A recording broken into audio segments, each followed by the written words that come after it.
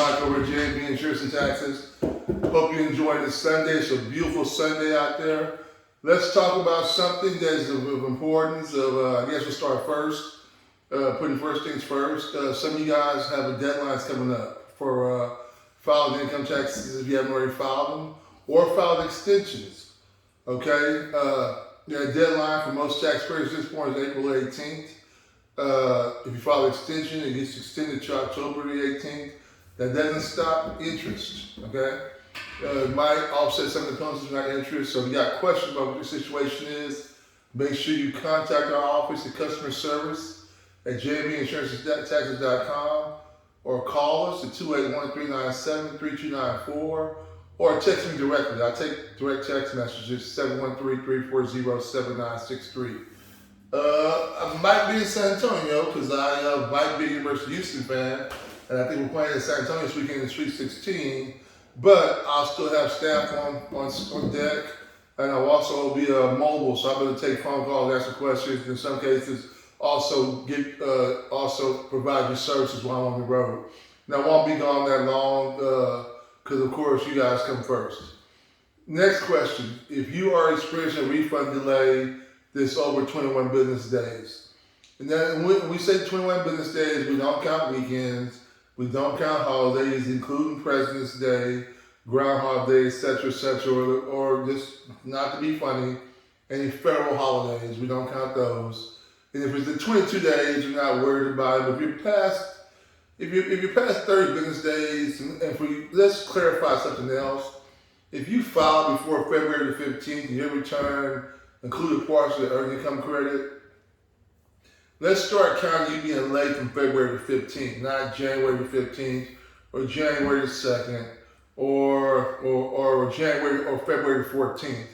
Let's start counting those returns being late that contain parts of earned income credit as let's just say you start counting from February the 15th. And going forward, for every single tax year, that will be the day you can expect to get funded if your return claims has part of earned income credit in it. Okay, and that's important. You have to be low income, have a lot of children, have to receive earned income credit. No, you can be single and still receive the earned income credit.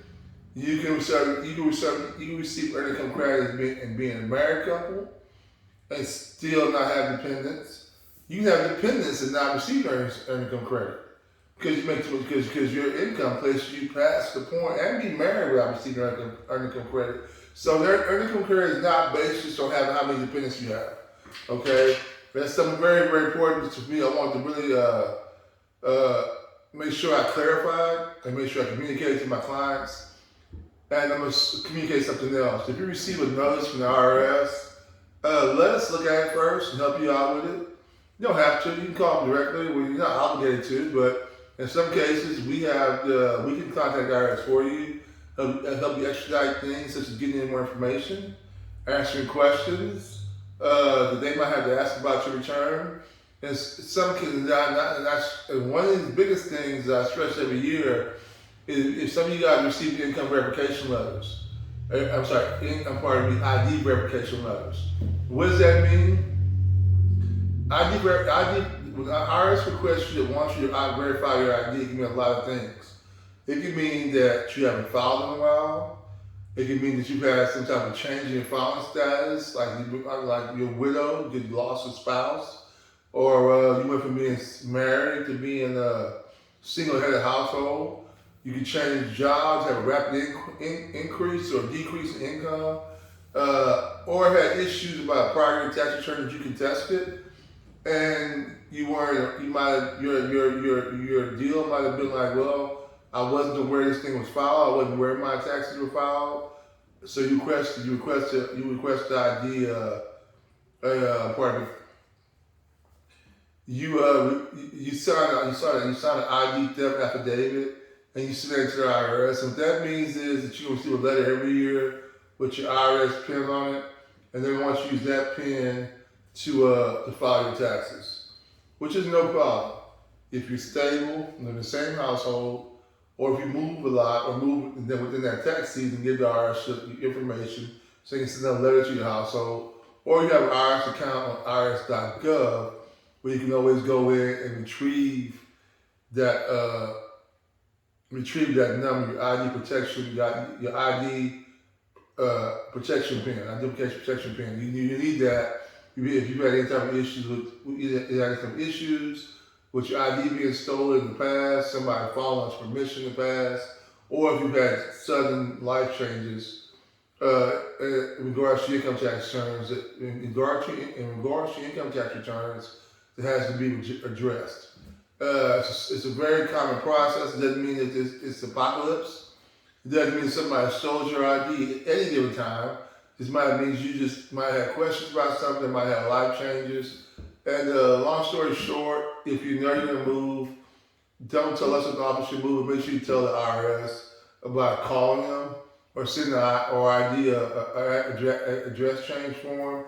And do so before tax season. Every year I have somebody that comes in and tries to file, and they'll be like, well, I don't know what's going on. I need ID protection pin on my account. And then they move and don't tell the IRS, or they move and tell us, and we can't help you with that after the tax season starts. But you can be helped with it before the next tax season starts, which is why we're discussing it now.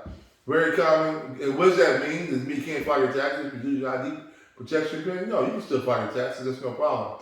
You just can't electronically file them. That means you have to mail them out direct to the IRS. So which normally is going to be a 2-week process. It's going to be more of a process that takes probably about, I'll be honest with you, probably about 90 days at the least. And last year it was longer because of COVID. Speaking of last year, if you guys had amendments filed last year instead of being processed, don't feel bad. COVID slowed down a lot of different things, so that is one of them. Prior amendments from last year or prior year tax years, it just take a longer process. If you're expecting a refund, keep in mind you got 3 tax years to get those amendments in. There can be some leeway in place if you still have a balance after those 3 years. Okay, now what I'm seeing as far as them cashing you out, no, but they will apply that balance to. I'm sorry, if there's going to be a refund after you amend, they're going to apply that to what you owe when that pops up.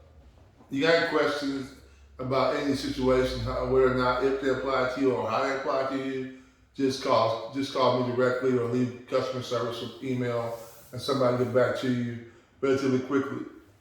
Our referral program is live and kicking. We're sending checks out in the mail for our clients and referring us clients all year long.